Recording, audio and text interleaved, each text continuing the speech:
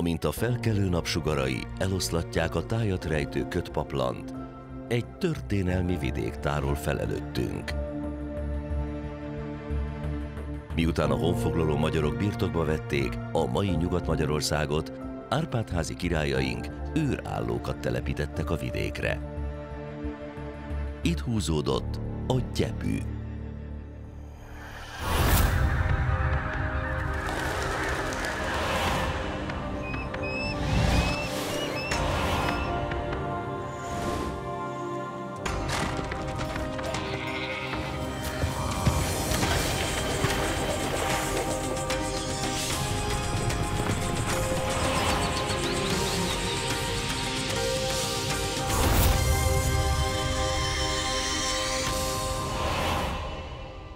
Az Őrségi Nemzeti Park, a természet és a hagyományok őrzője.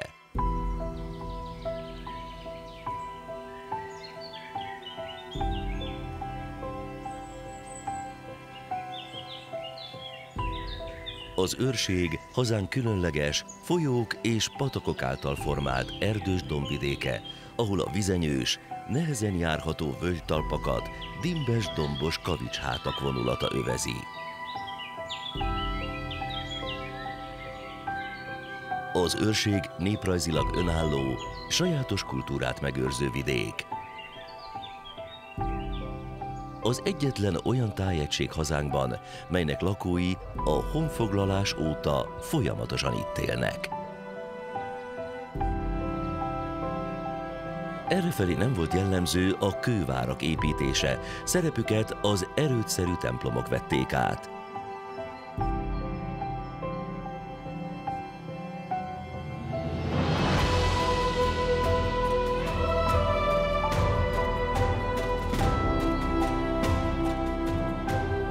Az árpád-kori veleméri Szentháromság templom messze földön híres.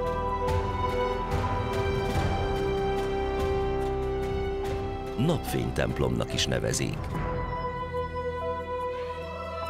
Jelentősége van annak, hogy ünnepekkor az ablakain beszűrődő fénysugár mely freskókat világítja meg. A török által felperzselt falu a völgyben született újjá. Ám az erdős domboldalon álló templom az állandóság jelképeként dacol az évszázadokkal. Az egykori őrállók a dombok tetején erdei irtásokon alakították ki otthonukat.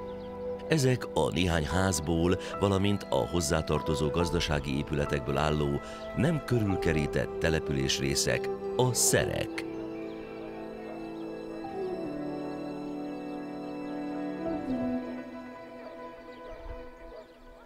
A házból kilépve közvetlenül a réten, a gyümölcsösben, vagy épp az erdőben, a természetben találja magát az ember.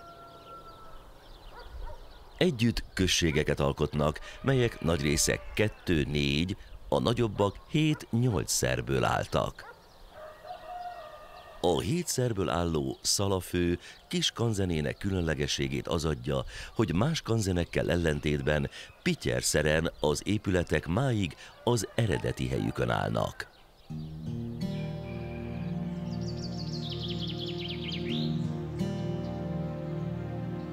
Tél végén az elegyes lomberdők, ligetek, nyírkos rétjei borulnak először virágba. A tájegység peremén a Pinkapatak és a Rába találkozásánál milliószám virít, a tavaszi tőzike.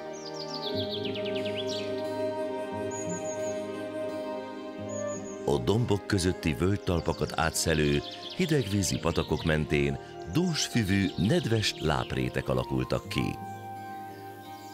A jégkorszak végén jöttek létre több mint 20 000 éve, azóta őrzik jellegzetes élővilágukat. A láprétek mai állapotához a kaszálás is jelentősen hozzájárult. Védett növények, köztük számos jégkorszaki reliktumfaj virágzása követi egymást.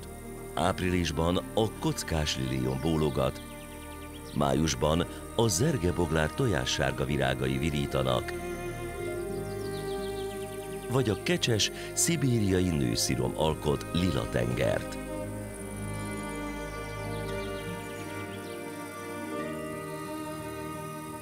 máshol sárga sásliliom díszlik, vagy a gyapjúsás fehér pamacsait borzolja a szél.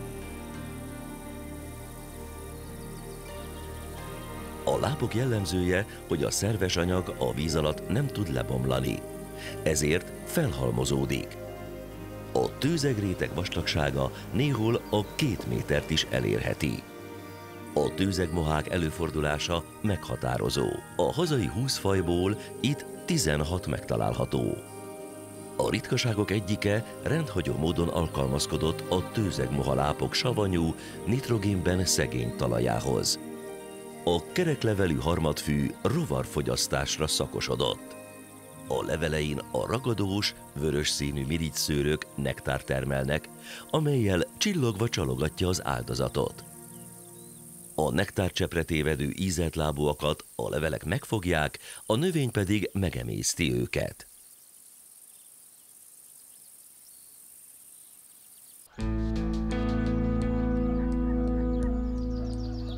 A mocsári békák a tavasz érkeztével gyűlnek össze a párzóhelyeken. A kis zsombékos, szinte észrevehetetlen a lankás dombok között.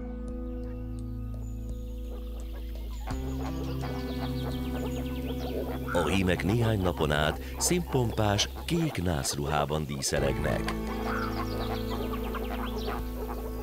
Nagy tömegben gyűlnek össze, így ugató hangjuk elárulja őket.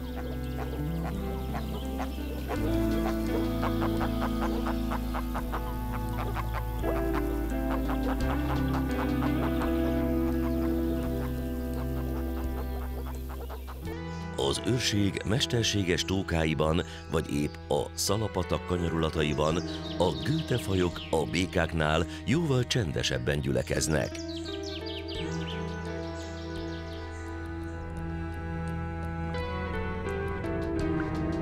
A pettyes gőte március elején, a jóval ritkább alpesi tarajos gőte április első felében bújik elő telelőhelyéről.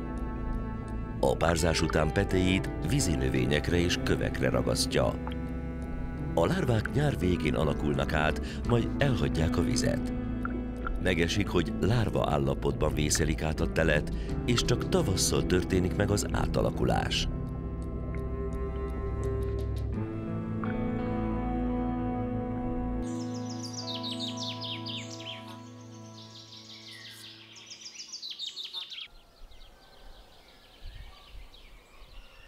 Az irtásos, égetéses váltógazdálkodás a szántók és az erdők folyamatos egymásba alakulásával és a talaj savanyodásával járt.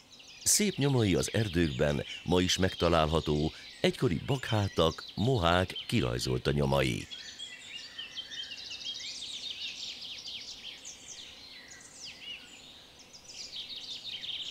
Az erdők lakója a T-betűs pávaszem éjszakai lepke, de a hímeket fényes nappal is lehet látni a bükktörzseken. A lepkeforma már egyáltalán nem táplálkozik. Ha kipihente magát, átszáguld egy másik erdőrészbe.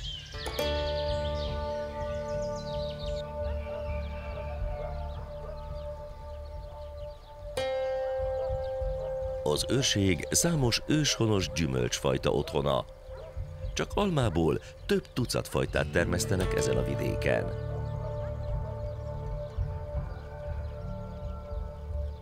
A paraszti életben az emberek használati tárgyaik jelentős részét maguk készítették. A népi mesterségek közül ezen a vidéken a gelencsérek, fazekasok munkája a legjelentősebb. A mesterség apáról fiúra szállt, akik az agyagból aranyat csináltak. Mázas áruikat megpakolt szekerükkel messzi tájakra vitték, ahol gabonára cserélték. A köcsögök, tepsik, lábasok, tányérok, fazekak hagyományos, őrségi színű mázakkal, sötétzölddel, barnával készültek. Az őrségi végeken a gyenge termőképességű földek miatt a szarvasmarha tenyésztés adott megélhetést. A legszegényebb gazdáknak is volt tehenük igavonásra és a család tejszükségletének biztosítására. Almozásukra erdei avart halmoztak fel az istállókban. A gulya idősebb tehenei már megtanulták, mely apró dolgok jelzik számukra, hogy hamarosan kijuthatnak a legelőre.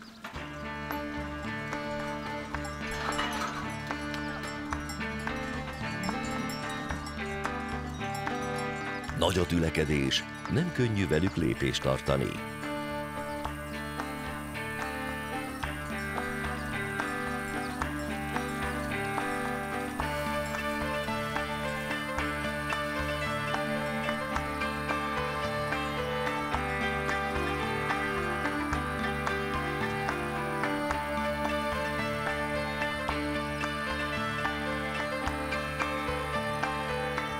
Jelenleg 700 magyar tarka mellett több mint 50 muraközi ló alkotja a Nemzeti Park törzsállományát.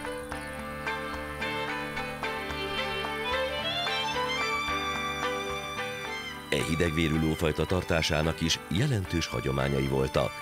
A módosabb gazdák 4-6 lovat is birtokoltak. A Nemzeti Park e kihaló félben lévő lófajta feltámasztását is céljául tűzte ki.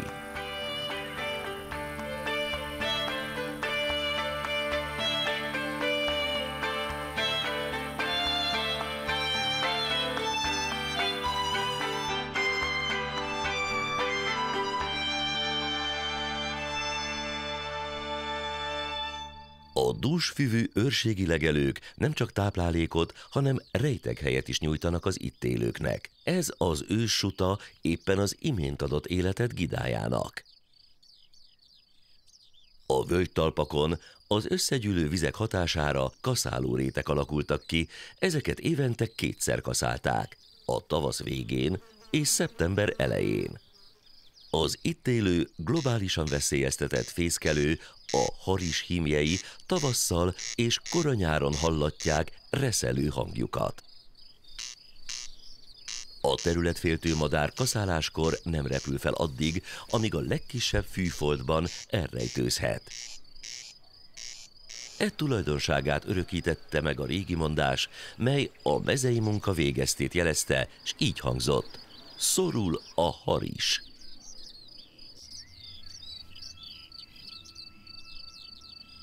A kaszálórétek meghagyott védőzónái segítik egy különleges lepke fennmaradását is, a szürkés hangyaboglárkáét, mely lárváit hangyákkal nevelteti fel.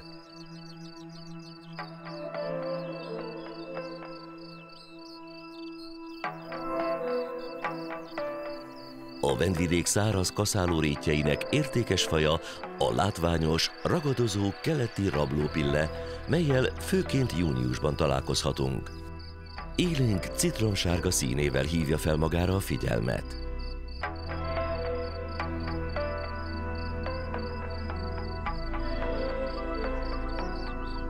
Az alpesi régióból lehúzódó, apró nedű és csigagombák is színfoltok a réteg palettáján.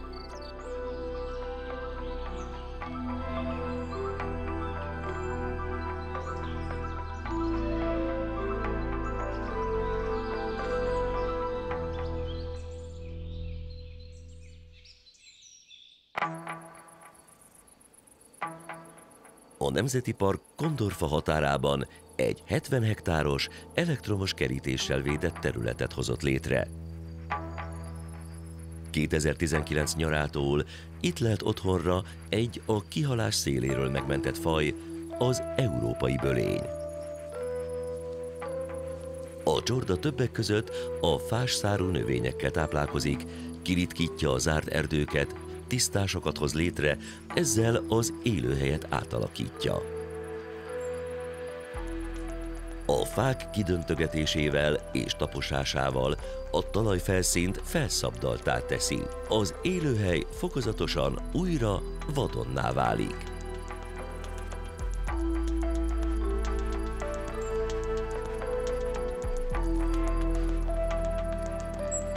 Egy egykor őshonos faj segítségével, ám minimális emberi beavatkozással fenntartható egy egészen különleges ökológiai rendszer. Az egzotikusnak tűnő fajok jelenléte is igen jól példázza az Őrségi Nemzeti Park legfontosabb értékét. Az ember és a természet hagyományokon alapuló, ám a legkorszerűbb módszerekkel megőrzött harmóniáját.